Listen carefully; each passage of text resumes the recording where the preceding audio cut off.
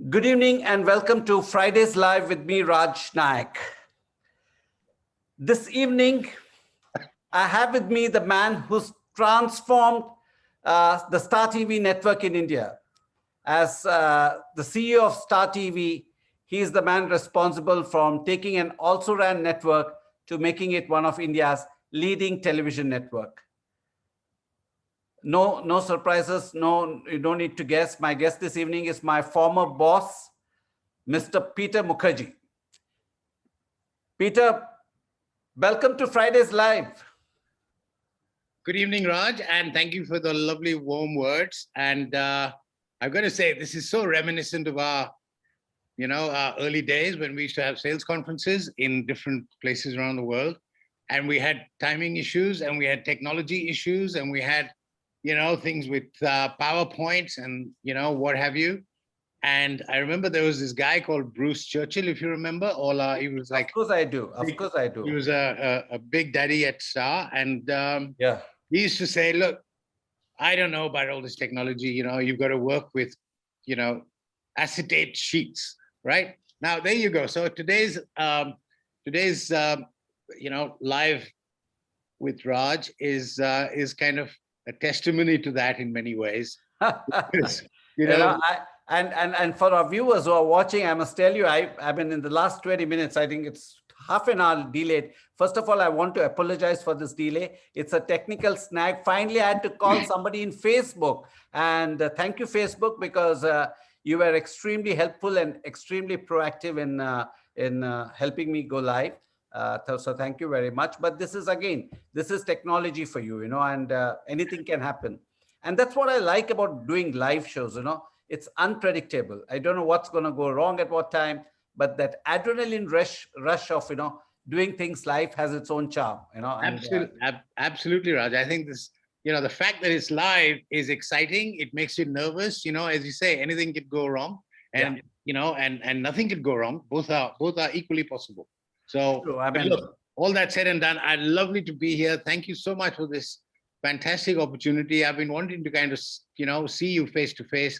Haven't been able to do that in the last 1 year for all kinds of reasons related to COVID and pandemics and lockdown and stuff like that.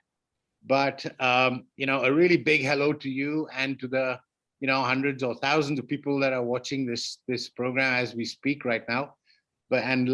Really lovely to be here. I can't tell you how wonderful it is. Peter, while we are on the line, I'm just going to get a confirmation to make sure we are really live. Yes, that's a good idea. Because I don't know how it works. So let me just check and just check whether we are really live. I mean, others will be talking to each other and thinking we are live. Okay, I mean, while we are on, Rajnil, I just want you to check whether we are live. Yeah. I've got a message saying it's live now. Okay, fantastic. It's live. Okay, great. Wonderful. So, Peter, great here seeing you face to face after a long time. And so it's been over a year since you're back among friends and family. How does it feel? How does it feel? Well, like somebody once said, is the Pope Catholic? It is wonderful. It feels absolutely spectacular to be back amongst friends. It's been exactly a year since I got out of jail. And we won't talk about that too much, but I think the fact is the lockdown helped me kind of settle in very easily. It allowed me the time and the space to kind of readjust to lots of things, to technology, to, using a mobile phone again and using a laptop, using an iPad and all of that. And, so much is of that has been thanks to all the friends that have kind of stood by me throughout this period. And, but it is wonderful to be home again, literally. And in this period, it's been a crazy year. I've got this book published called Starstruck, Confessions of a TV Executive, as you know. Oh, yes, I have it. I have it here with me. Ah, wonderful. Yeah, so there you go. That's, and I hope, you've had a chance to read it, and we'll talk about that a little bit in due course. But yeah, in answer to your question, this last 12 months have been a real fabulous year. I have no complaints. at all. I mean, the fact that there was a lockdown, I think it was wonderful. I don't know what people are complaining about, quite honestly. So that was my question for you. I remember the day you were released and you were on your way home was the time when they announced the lockdown. Yes, it was literally a day to spare, I think.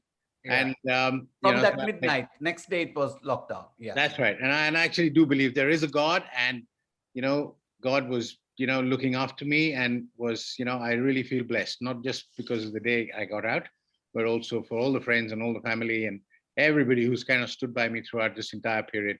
And and to be here on this fantastic show. I've been watching your shows off and on. I haven't watched all of them, to be honest, because I've not been around for some particular dates and times.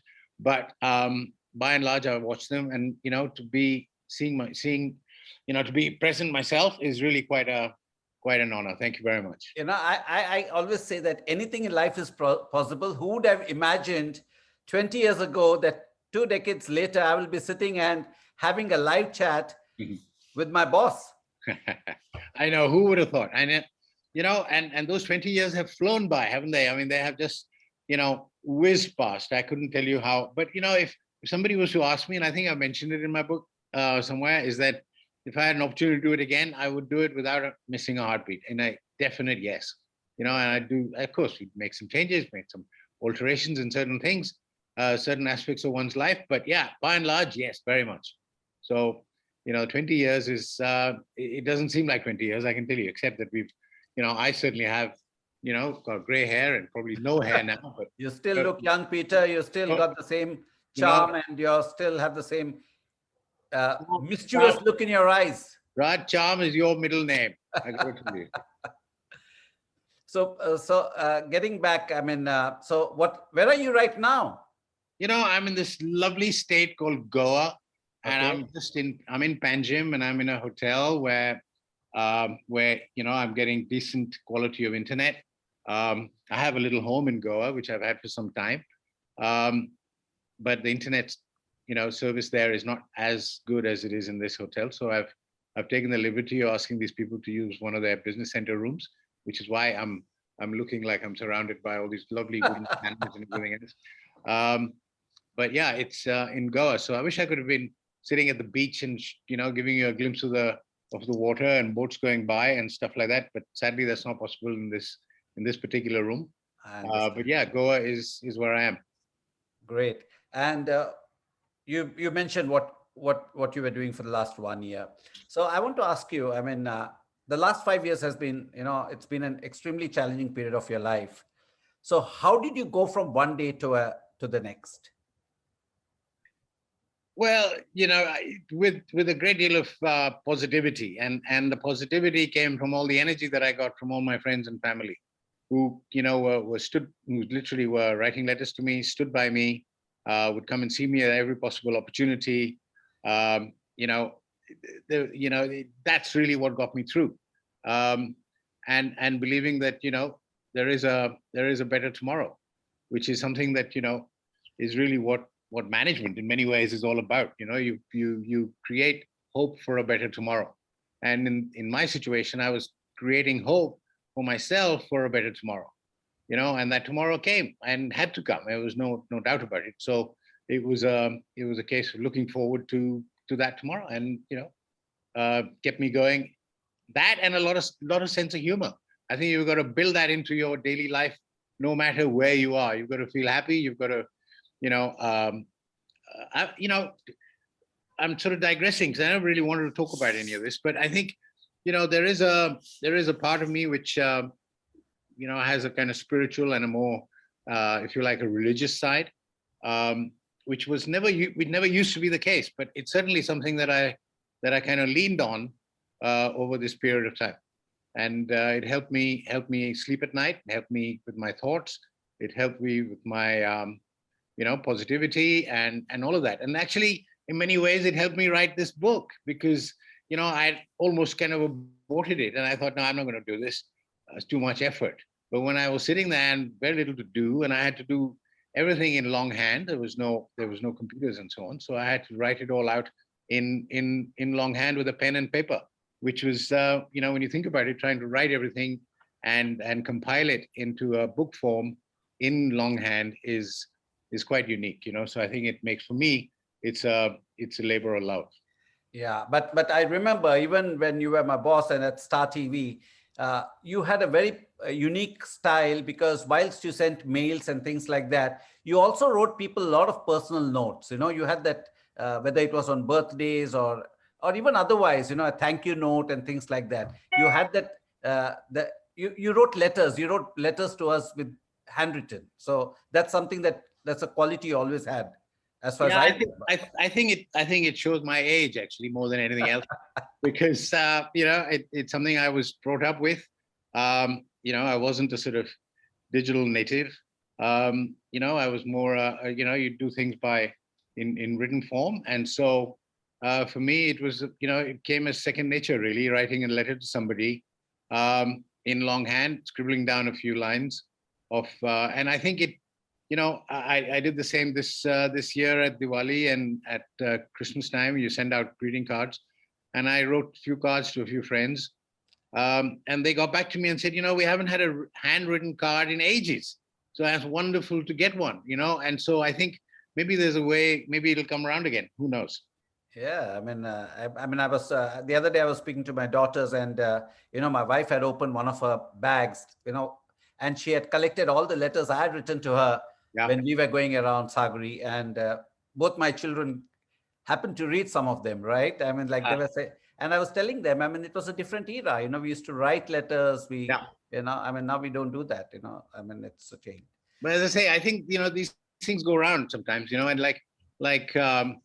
we moved to digital music on our phones and devices, and I talked to so many friends who were saying, listen, I wish I had my LPs around, because they're coming back, and people, of course, they're coming back. People want, the vinyl records and stuff like that. So, I rue the day that I gave them away to the kabadiwala many years ago. We all do. I know, and so I think maybe letter writing and handwritten notes to one another will return in some form.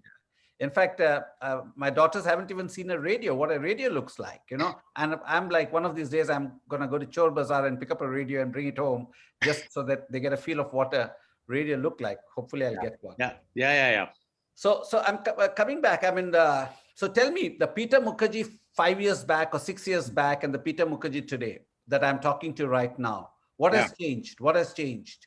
Well, not a lot has changed, to be honest. I think I have learned a lot, but it hasn't changed me. I've learned an awful lot. I've learned about who my friends are. I've learned about, the value of liberty, the value of freedom. I've read about the Indian Penal Code, and I would advise each and every person watching this to read that. It is an incredible document. You must read it. If you want to live in this country, you must read that book. It tells you so much, which most people don't. I had never read it. So I think, in this period of time, it's been a real learning experience, and in many ways it would never have happened. It's not the sort of place you would want to go, and it's not something that you would, you don't look forward to that kind of a thing. So it's a really strange experience. But having gone through it, you do really recognize that, your daily walk to a cafe, or to buy a loaf of bread, or just, call a friend, have a chat, are just incredible luxuries. We just take them for granted. And we don't think about it. And I think really it's something that I've learned in that period, in that space of time. Yeah, in a way, I think with this lockdown, a lot of people have learned it, in a different way, because it was almost as if we are all under house arrest, right? And you couldn't go out. And even today, things have not, especially in Mumbai, some of us, people like me, we haven't stepped out of the house. So we suddenly realize a lot of things that we take for granted, and suddenly you realize what you're missing. I completely understand where you're coming from. So it was also a time for you to do some introspection. What are the thoughts that crossed your mind? Well, a variety of thoughts, right? I can't go into detail because I wasn't really prepared for that, level of discussion and that depth of conversation. But I think now that we're talking about it, I've got to say, some of the introspection was, ranging from bordering on depression many times. You don't know why things happen, you don't know how they happen, but they happen, and you can't explain them. And you have to kind of come through that, and the only way to do that was, you can't dive into television and watch a program and switch off mentally, because there isn't that ability to do that. So you read a lot. I used to read, I don't know, about 4 or 5, maybe sometimes 6 different kinds of newspapers every day. I used to read loads of magazines, which I used to get. My son would send me a copy of The Economist, which I used to love reading. And letters would take up time to read and write and reply. You look after your health as much as you can. I think that's an important factor of, as you're getting older, you kind of worry about that to some extent. You worry about what you eat. Obviously, there's no alcohol, and so you don't worry about that. But you and I had thankfully given up smoking, so it didn't bother me that there was tobacco available, but it wasn't something that I was concerned with. Exercising, keeping yourself fit, keeping yourself in touch with what is going on, at least from a reading point of view, keeping yourself up to date with as much as you can of what's going on around you in the world, right? Because you are cut off, and that feeling of being cut off from what's going on, in a way, is tough, but in lots of ways it is also a cathartic sort of process. You're kind of almost like in a vipassana kind of environment, right? Where you unable to speak to people because a lot of the people that you would come across, apart from saying hello and nodding and acknowledging their presence, you probably would not want to get into a detailed conversation.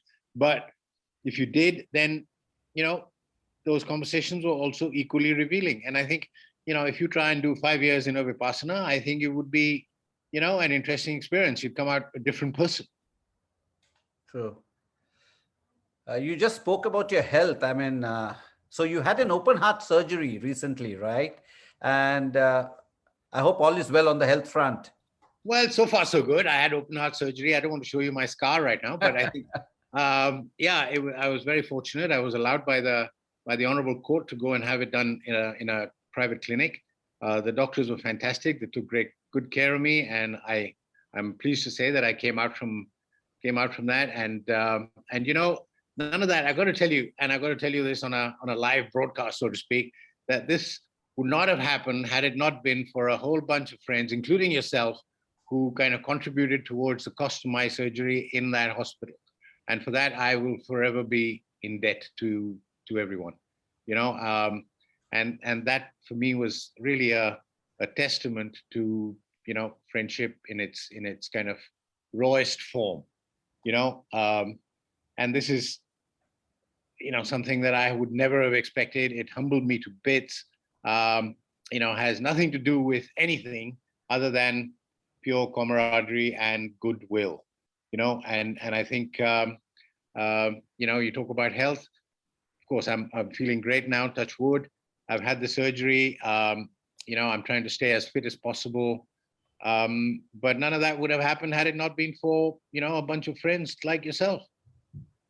Thank you, Peter. But, coming about camaraderie and friendships and relationships, I'm going to come to that later because I believe you're a master of relationships. So I'm going to come back to that topic. So tell me, was it a life-changing experience as people say? I mean, because you always had this philosophy of work hard, party hard. So has it altered your thinking about the future? Actually, I had a philosophy of work hard and party harder. So that you party harder than you actually end up, partying the previous evening or whatever, so that you get into work and you feel like getting, back into it.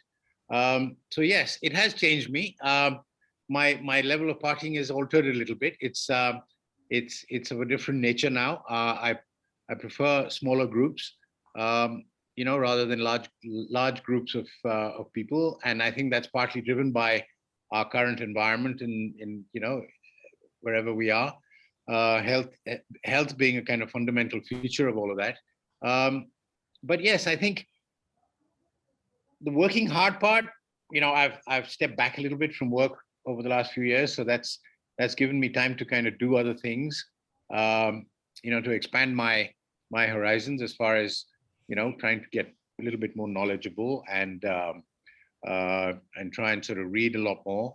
Trying to get to grips with technology, because that is moving along so quickly, and with a big gap of 5 years, I think you suddenly realize that I don't know what I'm one of those people who accustomed to sending text messages, right? And when I send a text message to some of my nephews and nieces who are really quite young, and they tell me, oh, nobody sends text messages anymore. We all send emojis, and emojis have kind of evolved to something called GIFs, and these are all things that I'm learning for the first time, right? So for me, this is almost like going back to school in many ways. So one of the things I'm really keen to do, therefore, is to hang out with young people to really get a sense of what is making them tick. And I think the opportunity working as an intern in a company would be fantastic, Raj. I saw a movie recently, I think it was called The Intern, with Robert De Niro and Anne Hathaway. It was a fabulous film. And I want to take a leaf out of his book, join a company that has got all kinds of new things happening. And this guy's this old fart who's kind of, who joins this company, and everybody takes to him over a period of time. To begin with, they all think, well, he's well past it and he's got nothing to contribute and so on. But in reality, he's got an awful lot to contribute, which they just don't see because they're so busy doing other things. So maybe there's an opportunity there somewhere, and somebody who's got an intern role coming up, they can give me a call. I'm sure people who are listening to this wouldn't want to miss an opportunity. I've started a small little business after I quit my job, and it's to do with happiness. Yeah. And in your book, I happened to read, since you mentioned about intern, I happened to read that when you did your executive management program at Kellogg's, yeah. you won an award for the happiest man in class. Yes, I did, actually. And to be honest with you, that's one of the God has been very kind, and I've had a few awards given to me over the years for different things, but my biggest pride and joy is happiest man of the class, happiest man of the year award that was given to me at Kellogg School. So and I hang that on my wall at home, and every now and again I kind of look at it and chuckle, and because it really, in many ways, it sums up my philosophy. You've got to be happy no matter what your circumstances, no matter what your environment. And you've got to look for happiness. And I think that's something that, is fundamental to our existence. Find happiness in no matter where you are. And it's tough, right? And I try and tell that to my kids, and they don't get it half the time, but I think they're beginning to now, because they're kind of seeing a real live example of how happiness actually, makes you a better person. Yeah. I mean, I brought this up because I can't afford you, but at happiness.me, you can always be an intern. I'll be an intern. You will be more than an intern. You will be the CEO. You will be the man who will drive it. Thank you, Raj. I don't want to be CEO for any organization anymore. I think, it's a case of been there, done that, written the book, and somebody will make a movie. But apart from that, I think it's a case of working in a startup is really quite different, and you're doing it now, and I think it must be great fun. And for me, the early days of Star, when we had a little office over in one corner of Nariman Point, which was little Embassy building. I remember Embassy building. No, it was before Embassy. It was a little one called Maker. Maker, yes, correct. And it was no bigger than a broom cupboard, actually. And and we had one little desk there, one kettle or one teapot, and one chair or two chairs, and we'd take it in turns to go and sit there. And somebody was going out for a meeting, so you say, "Oh, good, I can use the desk now," and all that kind of stuff, And when you think about the organization today, and 20, 30 years later, and the people that work there have no idea how it actually started, and what the kind of conditions were and what kind of environment it was when when you and I and a few other people were going out into the marketplace, meeting clients, talking to them about, buying television programs, and we had no ratings whatsoever. Yeah. So, when I see all these, arguments and discussions and debates going on about ratings, you wonder, what is the fuss about? We never had any ratings anyway. In fact, when I tell people, this is how Star TV started in India, in a little room. In fact, I told this to my colleagues recently, because we have a very small office, cute office. And I tell them, listen, you know what? This is luxury that we are living in. When we started Star TV, we didn't even have one room. Here we got 3 small little rooms, and we got a little terrace, and we should be happy about it. So absolutely. And I think these days, and as you grow and as your organization gets bigger and more robust and everything, you look back at these days when you had this office with 3 rooms and a terrace, and you think, oh, wasn't that wonderful? And that's the way I feel about our broom cupboard in Maker 3 or 4 or whatever it was. Yeah. So since you've been through this experience, if you had to speak to some entrepreneurs today, what are the tips you would give them for people who are doing a startup? Well, I think, you've got to be completely passionate. I tried to be an entrepreneur for a little while. It didn't work for me. I was perhaps a little long in the tooth for that. But I think it's, in many ways, it's never too late. But I think you've got to hire the right people if you can. Get them on board rather than, hire them for compensation. You got to hire them for the passion that they have for what you're doing and for the belief in it. Lots of people make mistakes. You hire people because they are already doing a good job somewhere else. But they come with a price tag. They come with, lots of baggage. And one of the things that you and I, if you remember, we were able to do was to hire people that actually didn't have all that much experience, and we hired them because they had, the guts, they had the daring. They didn't really care if they failed, whereas if you hire people that have, lots of experience, lots of qualifications, and you bring them into a startup, I think something is missing. And that what is missing is the passion and the guts and the daring, because they're scared to fail because they've already been successful, right? And if you're successful once and you're failing is a really scary moment, right? And so I think one of the things that entrepreneurs and people starting businesses at this point should, not just at this point, at any point, is they should look to hire up, really hire young people. I think you've got to hire, the younger the better, to be honest, because they don't have baggage that you have to clear first and then start, right? So you can literally start from ground zero straight away, rather than starting the other way around, where you have to unlearn certain things, get accustomed to the fact that you can work in a 3-room office, and go from there. And I think it's tempting. What people who are investors in startups tend to tell you, listen, we're investing in a team. You've got to get a team together, right? And then they want you to hire the people that you've either worked with in the past or worked with somewhere else and who are already sort of recognized or semi-recognized, right? And you get sucked into it because they're the guys who are coming in with the money. And they say, listen, here's the money, we'll invest in what you have in mind. We got to get a really good team, right? And why don't you hire this? And why don't you hire that? And those are the names that they read about in newspapers and magazines, right? Actually, they're all the wrong guys. Nothing wrong with them, but they're the wrong guys to bring into a startup. You've got to hire people straight out of school who are, almost, haven't got an opportunity to prove themselves. And now is the opportunity for them to really get stuck in. They can feel proud when they go home to meet their parents or their family members and say, look, I'm working for this place and I really love what I'm doing, right? And I think that's, a really fundamental ingredient that, people tend to forget and overlook. Yeah. I remember one of the things we did at Star in the sales team, I remember, was almost everybody that we hired were freshers. Yes. They all grew into their roles and, then became as big as they became in their respective roles.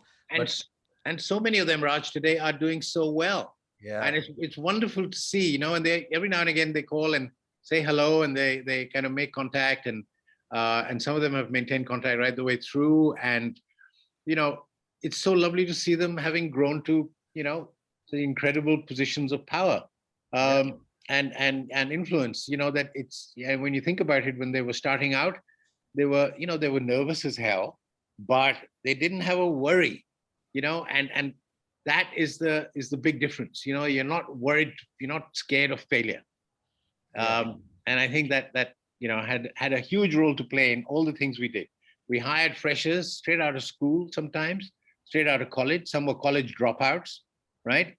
And we built the team, right? And I remember the guys you hired, people that we were hiring in other parts of the country, and when we used to get together for meetings or conferences and stuff like that, or we would all have a great deal of fun, because we all were in the same boat, right? We faced the same situations, and we've gone through it together. And I think that's something that I think startup companies should make it a must-have. They got to hire people that are wanting to prove themselves, not people that have proved themselves already. Yeah. No, so true. And one of your biggest contribution, in fact, it never struck me. After reading your book, and then I saw Anant had put up a post somewhere where he wrote, Peter's biggest contribution, not just to Star TV, but probably to the Indian corporate sector, is you democratized what do you say, hierarchy. I call you Pete, I call you Peter, okay? And yes, it was not just me calling you Pete or Peter. The entire organization, we all addressed each other by first name. And that's a culture I think you brought with you when you came into the company. And that made a huge difference. Yeah, I read Anand's post, and it was very nice of him to be so generous with his words. And if Anand, you're watching, thank you for that. But he, in many ways, I never gave that too much thought, to be honest, like you, till I read it, because it was only later on that you realize that actually it did make a big difference, because our competition, our competitors were not like that, and thankfully they were not like that, because it worked for us, and people enjoyed coming into an organization which had a very kind of collegiate environment. We were first name terms. We could get into a meeting and scream at each other, have a row, and still leave that meeting room just as friends as we were before we got in there and had that row, and nothing would change. Those dynamics never changed, but we were able to speak our minds, and I remember sitting in meetings at some point where, everybody in the room was silent except for the boss. And for me, that was a real eye opener. How is this meeting ever going to come together if everybody just either nods in agreement, right? And doesn't say what they feel like. And yet after the meeting, they'd come back and they'd have hundreds of opinions about, what they should have said, and, oh, what about this? And what about that? Should have done this. But when you're sitting around the table, they were just too petrified to say anything, because they thought maybe that be the wrong thing, and it's not, the right level of protocol. And I think this protocol thing is something that we were able to kind of put aside. We didn't really, feed off that, right? And anybody could walk into anybody's office at any point of time and say, "Can I have 2 minutes?" And and I think we were all of the same kind of mindset, where we kind of encourage that, right? Yeah. I'd have no problem walking into an open sales floor and sitting down with the sales guy, pulling up a chair and sitting right next to him or her, and having a chat and saying, so how's it going? What's going on? And they'd be quite stunned, right? They'd be sitting there saying, "Oh, boss is here," and all the other people around the sales floor were kind of wondering what's going on. And likewise in other parts of the business, and I think. And you used to do it quite often. I used to do it all the time. And I used to really enjoy doing it, because how else do you cut through those layers of, I would call it bureaucracy, that you build up over a period of time. Not intentionally, but it just happens, right? Yeah. And so when you build those layers into an organization, then, it becomes very hard to break through that. And people are worried, if they're a manager, they don't think they can go walk into a vice president's room. They have to go through the assistant vice president, right?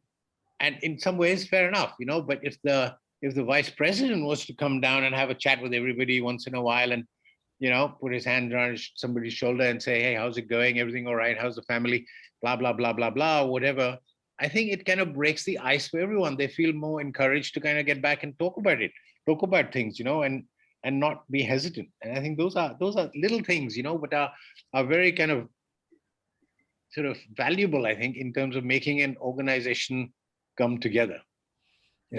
I mean, when I read your book, and then at that moment probably one didn't feel it, but in hindsight, when I look at it, and I must tell you this, one of your biggest contribution that I would put, which probably it's not there in the book, is your people management skills, and for viewers who are watching this and who don't know, we used to really fight like cats and dogs. Okay. I mean, if you walked into the room, you wouldn't feel that Peter was the boss. I mean, we were like, everybody used to fight. I even remember a time, Peter, I don't know which hotel it was. I slammed the table and walked off the room, and you came out and you gave me a kiss and said, Raju, come back. Don't take it so seriously. And, but those were the days, where we, whether it's Samir, Sumo, whoever it was, we used to sit down, we used to fight, but something that we learned, and this is something that, is by default, we fought on the issues. We never fought the person. So, so after office hours, we were all friends and things like that, and when I read your book, it brought back great memories on some of the things that actually happened. No, you're absolutely right. And, I was watching a TV program recently. I'm sure you and many others have seen it. It's called Mad Men, right? Which is set in an advertising agency in, back in the day of the 60s or the 50s and so on. And the office environment was different, right? Where people would kind of be all dressed up in suits and they were sitting in their office rooms and smoking, which, obviously you can't do today. And that entire environment was so different, right? Yeah. And in a way, what we went through when we were, all of us were running Star at that time, that was a different era, right? And we could, we would socialize as much as we would spend time at work, so, after hours was a must do, right? We had to get together after work, to be able to chat about things that were either going to come up the following day, or things that we did that particular day, or things that were going to come around the corner, and plan and talk about it in great detail, and sometimes over a drink or two, and let our hair down. And I think that level of bonding that got created in that process was what made it all come together. And I don't know whether lots of the other companies in our industry at that time were doing that and were ready for it, and I think I of course was very fortunate. I had, we all had bosses like Gene Swinstead and Robert Bland, Gary Davey, James Murdoch, of course Rupert would sort of come in every now and again, Bruce Churchill, all of these guys, they would be part and parcel of everybody's. Even every time James came into town, we went out for dinner, and it was never again like the boss was in town. It was never like that. It wasn't at all. And he'd very often sort of come around and say, listen, I need to go and have a smoke, come with me. So, we'd step out onto the terrace and have a cigarette, right? And I think, and those 5 minutes of having that one-on-one time when you're actually just literally having a smoke was, again, hugely valuable, because you can talk about stuff which you perhaps would not do sitting in an office environment. And I think that's, those are the things that I think helped set us apart. I think the other thing that Anant at one point mentioned in his post, if I remember correctly, was, compensation and out-of-pocket expenses, Raj. Small detail. But, I don't know if you recall, I would try and encourage, the girls that used to work at Star to go and spend, an afternoon with a senior client at a spa or at a beauty salon or whatever. Because how else would you take a senior client who's a female client? How would you get her time, right?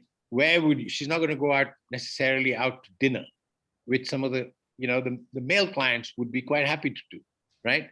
But the female clients wouldn't, because they've got homes to go to, they've got families, they got to get back to to a different kind of routine. And to get that individual's time on a one-on-one basis, how would you do that? So, it was something that I would encourage and say, listen, take so-and-so out for, to a spa, or go to a beauty parlor or something, and not sort of skimp on those small details. Yeah, right. No, I remember that, and one of the things I tell people is, it was amazing. I mean, of course, we had a budget, and as long as you met your target, and within, you could do whatever you wanted with that budget, and there wasn't any questions asked. One of the things which, and I've worked in organizations, and I've been very lucky in every organization I worked. I've had great bosses, but you are one of the most secure bosses, because everybody who flourished under you went on to become success in their own careers. What was there was something unique. What gave you that level of security where you gave everybody complete freedom? I mean, that was one thing that you managed to do. You managed to, and I remember your phrase, which you said, "Why have a dog and bark yourself?" It's easy to say that, but most bosses don't want to let go, right? And you were very, very clear. Once you, all the people who were reporting directly to you, whether it was the CFO, programming head, some of us in the team, we had complete autonomy and freedom, right? I mean, I don't think many organizations have that, and that is one of your leadership qualities. So if I had to ask you a question, because I often tell people, Peter and I had love and hate relationship, okay? And sometimes I hated him more than I loved him, especially after my court case, but then we kissed and made up. But the fact remains that I can't take away some of the things that you brought to the table. And one of them, I would say, is your leadership quality. So if you had to say, what are the leadership qualities that you think are unique that makes a great organization? Well, I let me just pick that one word you used earlier, which is, you were very secure. I think I was secure because I had my bosses who gave me that level of freedom as well, right? And I was also fortunate that, my earlier part of my career, I was living and working in England. And the places that I worked at there were very similar in that sense. So, I wasn't in a way brought up in an environment where my bosses were insecure themselves, right? So I didn't know any different. So when I arrived in India from Hong Kong to work at Star, for me, it was second nature.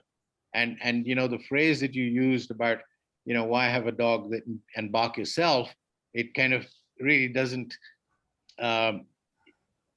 it sits absolutely brilliantly in my own mind, right? And I met some years ago, Field Marshal Manekshaw at a airport lounge, and he had retired and so on, and I was running late for a flight, and I rushed in, and I was seated in this little lounge at the back of the check-in desk, and I met him, and of course I introduced myself. He was very warm, and and I told him that my parents were in the army and blah blah blah, and he went on to say that he narrated a particular incident about the Bangladesh war, and he said, Mrs. Gandhi at the time was calling me and asking me to go do this and do that, and why don't I do something in a particular way? And he had used that occasion to just remind her that this particular plane had only one pilot, and he was the pilot. Right. But if she wanted to be the pilot, then he'd be happy to get off that and let her fly the plane. And in many ways, that's exactly what, was in my head all throughout, Raj. So Samir, for example, when he was the head of programming before he became COO, he was left to his own devices. I mean, I don't think there was one single day that I ever sat down with him and said, look, I think we should, do this particular program or work with this particular producer, right? Because A, it wasn't my area of expertise. It was clearly his. B, it was something that I, genuinely believe that, you've got somebody there to do the job, then you got to let him or her get on with it. And I think that level of security came to me from people that were above me, the likes of Gary and the likes of Blandy and so on, who gave me the freedom to go off and do things, right? So they never interfered with stuff about, how much are you paying X person, right? If anything, they would say to me the opposite, which is, you're paying that person too little, right? Pay them more, right? And that was always something that I was conscious of. And I thought to myself constantly that, our sort of salaries and compensation packages in the company at that time were always, I think, whilst we were on the high side in the industry, I still felt that we were on the low side as far as, the global marketplace is concerned, because at the end of the day, we are in a global marketplace, right? And you have to feel good about it. So, I always tell people, listen, negotiate your salaries in dollars. Don't negotiate them in rupees, right? If you negotiate your salaries in dollars, then, you're talking, the same language. And that goes back to the time when Rupert came into the Star office and he said, we told him it was going to be 1 lakh of rupees for the prize money for KBL. KBC. No, it was KBL first. Yeah, right? that time first. Yeah, I remember I was in the room. We were all there. He said, look, I think somebody said, look, it's 1 lakh of rupees. So he said, what is that in real money? Yeah. And he said, real money means what? Real money means $1 million. Yeah.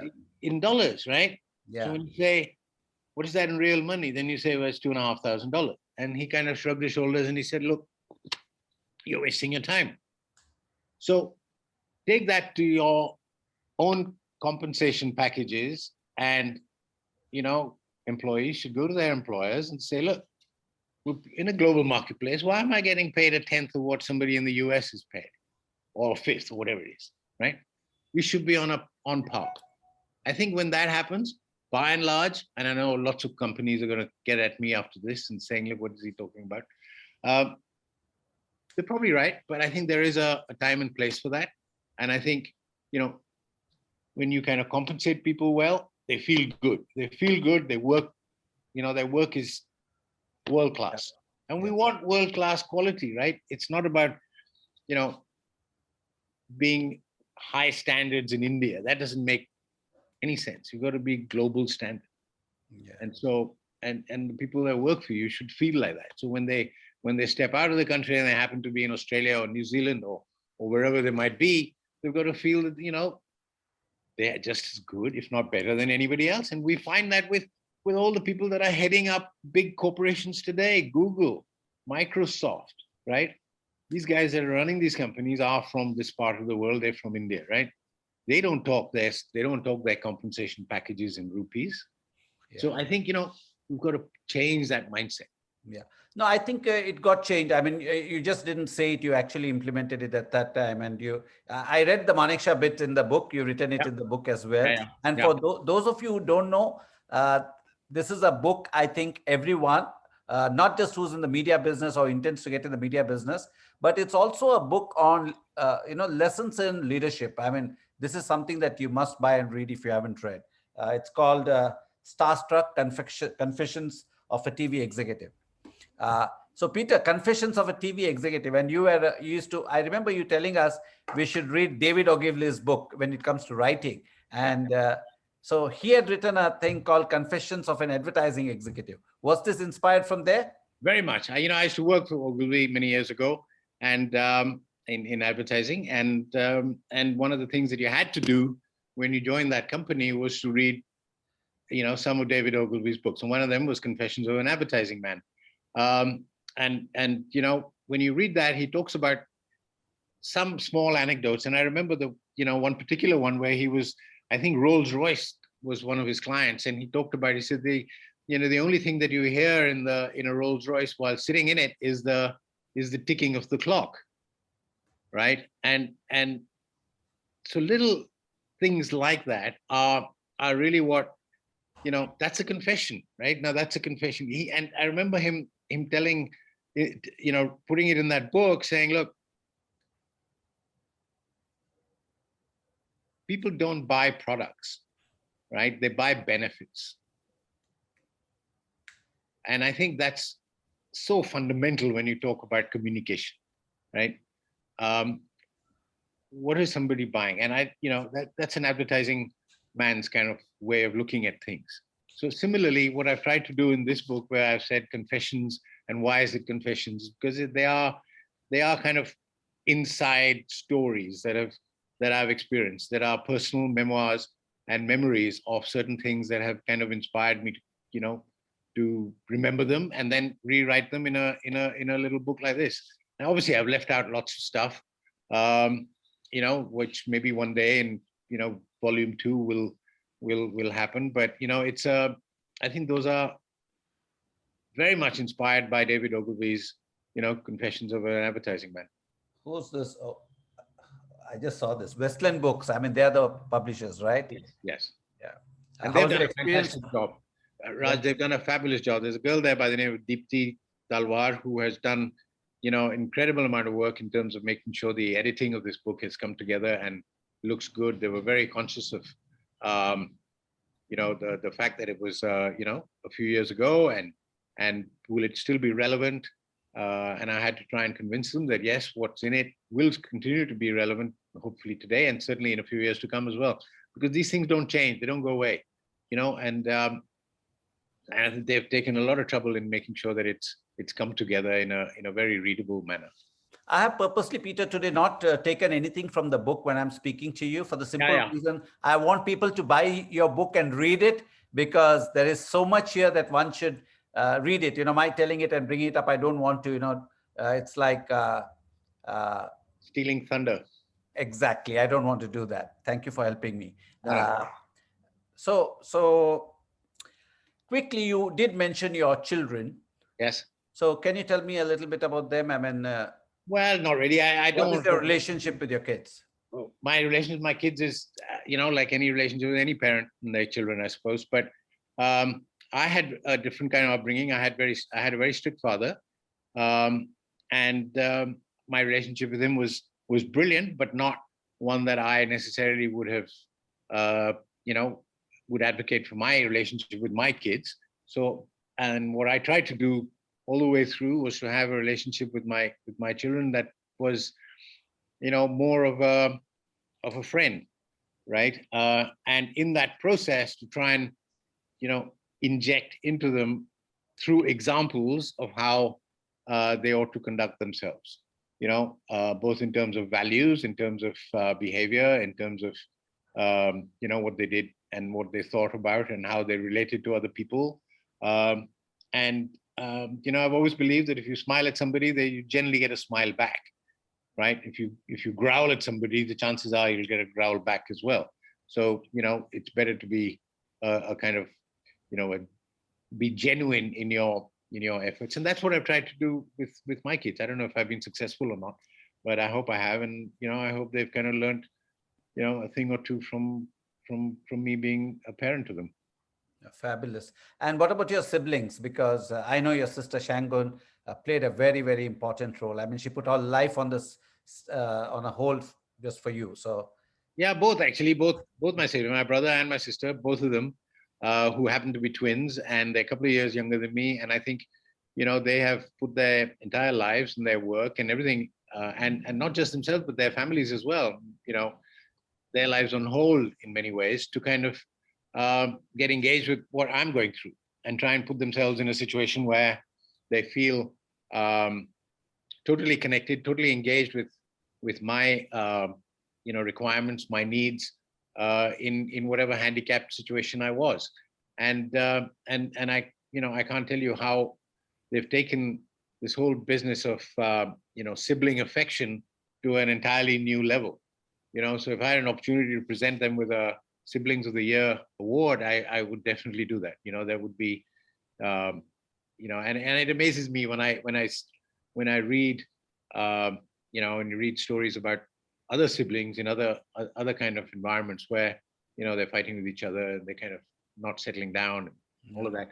And I wonder, my parents must have done something right, in bringing us up in a certain kind of way where, which has led to this. And this kind of bonding that we have today is I think very, very fortunate and very lucky to have it.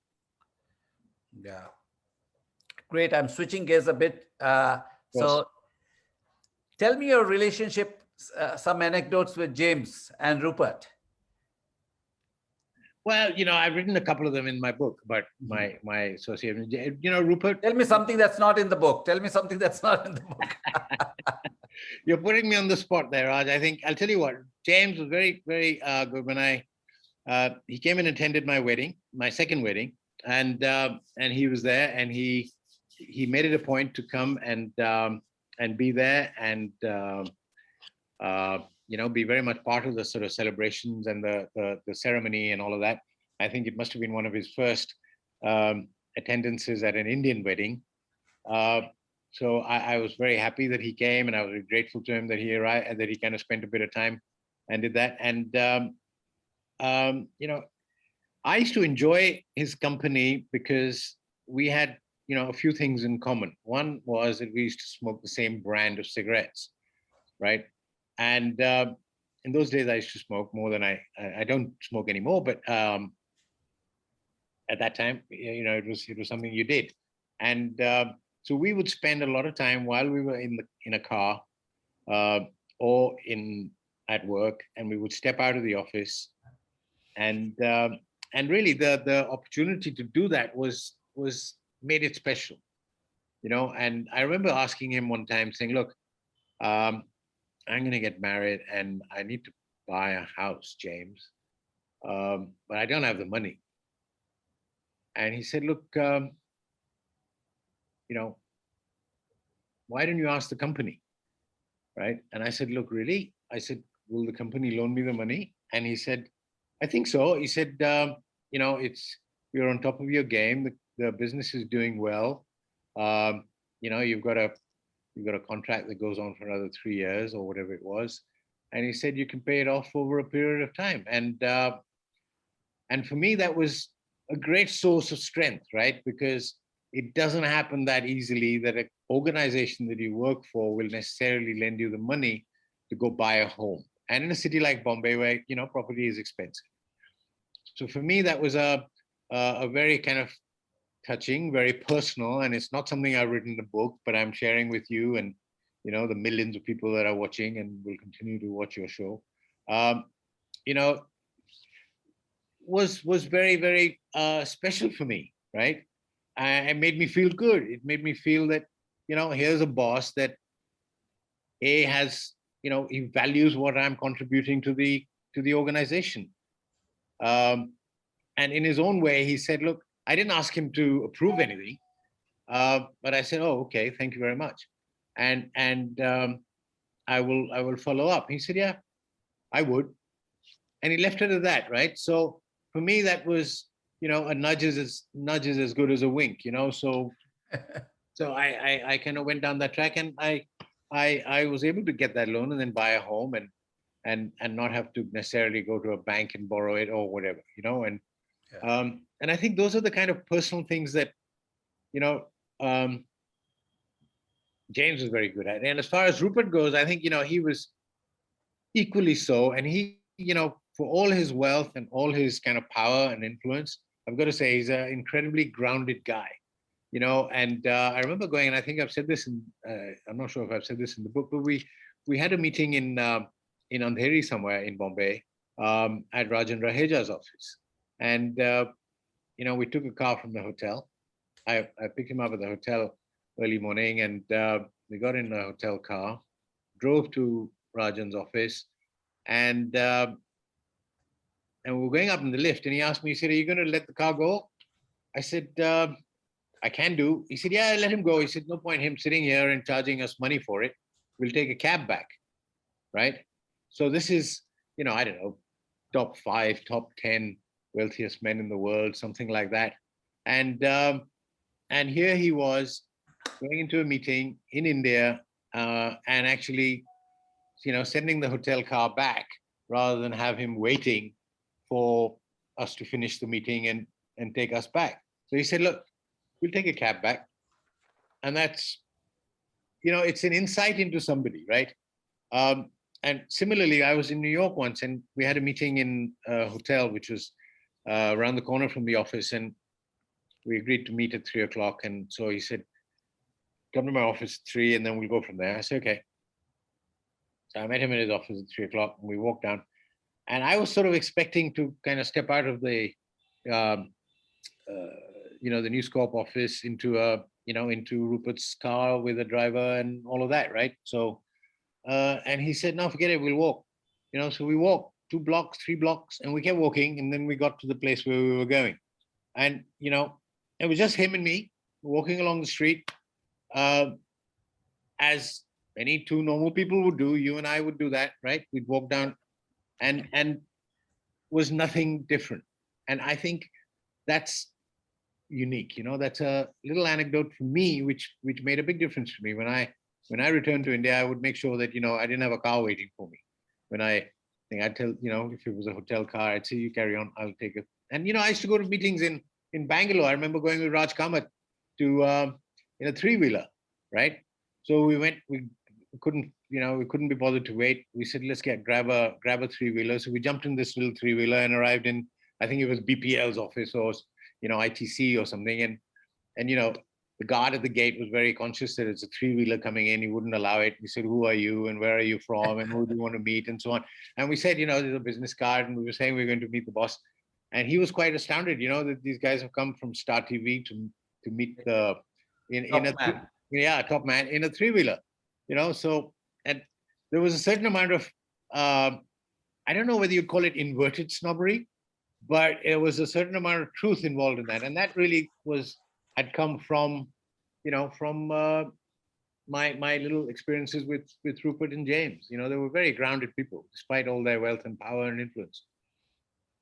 I remember you, Peter, coming on a bike to the office. Yes, I do indeed. And those days it was like, here's the CEO of Star TV who goes to office on a bike. I mean, that was a Bullet, if I remember. I mean, I don't know what bike it was. Yes, or a Harley or a Bullet, I don't remember. No. There was no Harleys then. It was a Royal Enfield 350, which I'd bought and then subsequently crashed and had to kind of set it right and then sell it or whatever. But yes, I love motorbikes. And I never forget the time when I left Star, I was, gifted one by a whole bunch of people that work there. They put together some money and bought me a motorbike because they knew I love motorbikes. So I was given a motorbike as my going away present, which was fantastic. And so, I remember coming to work on a motorbike and, I think it used to be only on Saturdays because the traffic was a little bit light. Yeah. But very much. And the bike they gave you, you written it in the book. The number is 7827. Do you still own it? No, I don't own it, unfortunately. I sold it when I had to. I actually gave it away. I gave it away to a friend's son who liked bikes. And he said, look, he didn't have enough money. And he said, look, I can pay you X amount for it. And I said, no, you're not going to give me any money for it. It was a gift to me. So you have it as a gift and look after it and don't kill yourself. So I'm glad to say he's still alive. And he hasn't kind of, this is the other side of Peter Mukerjea. I mean, for a lot of people who don't know, I have a small anecdote, Peter. I mean, you won't remember this. It was 1999 World Cup and we were in London. Yeah. And, we used to do a lot of corporate hospitality. We used to take guests from India, CEOs of companies to Wimbledon, the World Cup and all these golf matches and things like that those days, 2 decades ago. And the chairman of Hindustan Lever at that time was Mr. Keki Dadiseth. Yes. And he and his wife were invited for the World Cup. And, and when I was in London, he called me. He called me his, I think Venkat, who was his person. Actually, Mr. Dadiseth himself called me and he said, and he was a gentleman to the, I mean, very English and very proper. He said, Raj, can I ask you for a favor? And I said, sure. And he said, don't go out of your way I'm willing to pay for it, but if it's possible, my brother lives in England, so can you organize 2 tickets for us? And I was like, it was not easy, right? Even though we worked for Star Sports and ESPN, whatever it is, we had limited tickets. So I decided I will skip. And Neeraj that. Of course. So Neeraj, I had invited Neeraj for the match and he happened to be in London. So I told Neeraj, listen, we got these 2 tickets, but one of my client is asking it and he's a very important client for me. I would rather give it to him. We will go and do something else. And it was probably my first trip to London. I hadn't seen London before that. Right. I said, you can show me London. And I happened to speak to you. And I happened to mention to you that, Peter, I may not be there for the match tomorrow. So can you do me a favor? These are my guests who have come from India. Can you please take care of them? We were in the corporate hospitality thing. Can you just make sure that they're taken care of? And he said, forget it. They're your guests. You take care of them. And you gave me your ticket and you and your son went and sat in the Janta stand. I don't know whether you remember that. Yeah, I do remember. Yes, very much. Yeah. And that's Peter Mukerjea for you, a boss who says, forget it. You have to take care of your clients. I will go and sit in the Janta stand because we had some extra tickets there. I just thought I should bring this up. How sweet of you. Thank you for saying that. I tell you what, I remember that because I remember spending time with my son and we were able to kind of spend time together and chat about the match and whatever, which I probably would not have been able to do had I gone off to the hospitality box and had to rub shoulders with all these big guys. Right. So for me, it was probably a blessing in disguise in any case. But yeah, that's very true. So Peter, now that you've seen television, then you've seen television now, you've seen the media industry, you've evolved, you kept abreast from what I saw in your book. You wrote a postscript of, what's happening today. So tell me, I want to ask you a question. India is today constantly being compared to China on so many fronts. In your view, what made India come through for Star TV? And is this still the case even today when it comes for new media or OTT or digital? Yeah. Interesting question, Raj, I got to say. I think, let me start from, in reverse order. I would say yes, very much. I think India still has the opportunity to kind of, not just take on China, but go past it as far as industry and particularly in the business of new media is concerned. And I say that because for us in this country, English is a primary language, and it is a global language of business as well. And I think we've got incredible talent as far as technology and wherewithal with the resources that are present in the marketplace here. So I think that's one reason. The other reason is that I think the penetration of media per se in this country is still nowhere near as high as it is penetrated in China, which basically means to say that there's an enormous amount of growth still left to happen. And it will happen. Question is how quickly. And I think the regulatory environment is conducive to making that change happen and make that happen very quickly for us as we speak today. What happened for us 2 decades ago was really quite different in that the India market came about for Star by default, right? I've tried to kind of allude to that in my book. Initially, when the company was started by Richard Lee, it was all about China. India was not on his radar. India was not on his map, which is why he handed it over to Subhash Chandra as a platform for him to start a local language service called Z. And Hindi was not on Richard Lee's map. Subsequently, when Rupert bought it, he bought it also, knowing that China is a gigantic marketplace, and if he could get his hands and get his business into China, that would be great for that. He virtually have ownership of Asia. Didn't turn out that way. India turned out for News Corp, for Star by default. How? Because the marketplace was so undernourished, right? it was not provided with adequate content. So when star level of quality arrived into the Indian marketplace, and you and I will remember that, then, advertisers flocked to it, like never before. They loved it, even though the English language service was only, reaching out to a small number of people. And when that then transitioned along with Z and Sony and ourselves into a Hindi language, and now subsequently into multiple regional languages, you can see how quickly those volume of channels has grown, and the volume of production has grown, the volume of content has grown, that is being produced every day in different parts of the country. 20 years ago, that was not the case. It was totally, it was probably one language, may have been one, a little bit of programming in one or two other regional languages. But today, there's, high quality content being produced in several languages, right? And this is still just the tip of the iceberg. So we've got parts of the country where, I've seen programming, in the Northeast, for example, which is relatively poor quality and quite honestly has great room for improvement, right? And have, there is an underlying level of growth that will take India v. China. India will go streets ahead, without doubt, as far as content production is concerned. Now, how quickly it will happen is a matter of how free and open-minded the regulator is in terms of allowing it to happen. And I just hope that they are open-minded about it.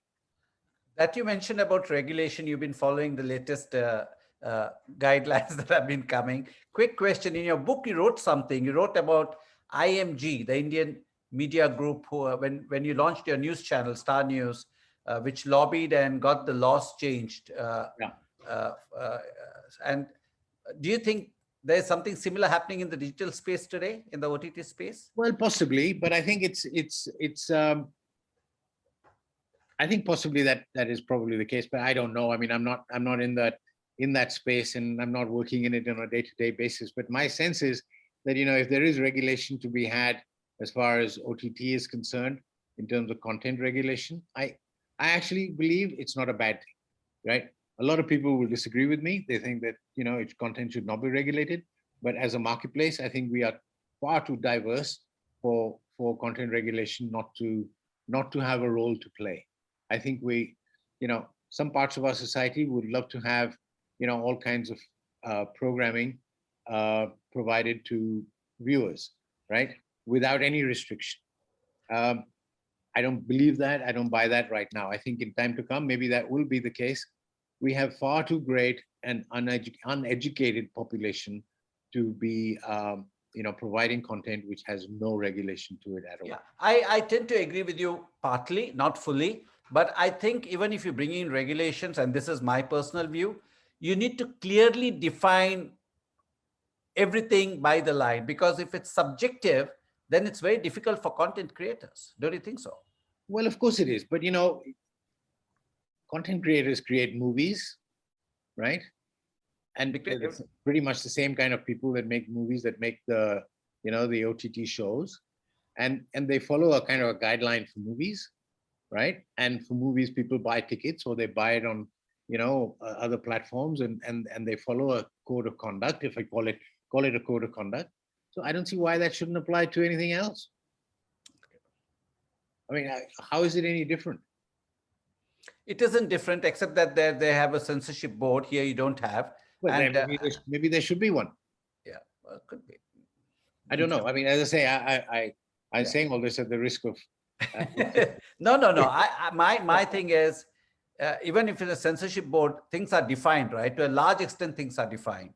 But right now, when things are not defined, that's when the challenge comes in. Well, exactly. But that's what I'm saying, that it needs definition. It needs some sort of parameters, so that people know that they can work within that, and they cannot go off, and produce whatever they feel like. Because, and the numerous instances of objections being raised to program A or program B for all kinds of things. And I think that is because there are no parameters, right? If you leave it completely open to anybody and everybody, then who's to say that there will be more of the same, right? And if the same producers are producing content which is going into movies, and they generally abide by certain kind of rules for production of movies, why would they not for OTT products? How is it different? Okay, I mean, we are running out of time. I could go on with you, Peter. There's so much I want to ask you, and I'd actually made a list of things that I want to ask you, but I haven't used it at all because I said, forget it. Let me just go with the flow because. Oh, lovely. But it's nice. I mean, we can always do Peter Mukerjea, season 2 at some point. I have a last question to ask you, Peter. What did you want your epitaph to say? Oh my goodness. I very tough. But I'd like to say something to do with happiness, Raj, which happens to be your company's sort of, fundamental belief as well. But I genuinely believe, I think that, happiness is a state of mind. And, and I think that's something that I've genuinely believed. He lived a happy man.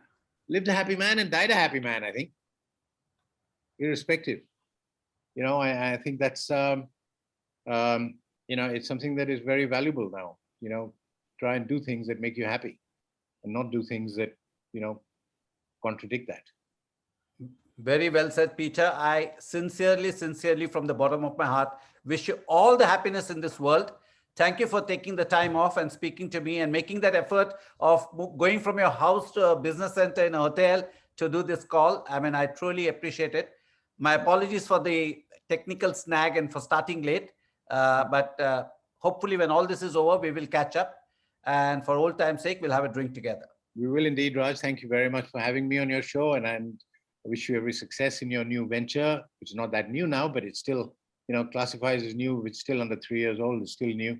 And, I think it will go a long way. You will go a long way. And take care of your health. I heard you had a surgery recently.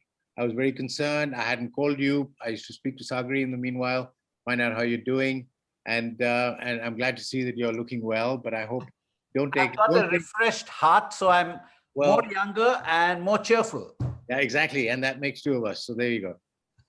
Thank you, Peter. Thank you so much. And have a great weekend. Thank you. Take care, Raj. Bye for now. Bye-bye.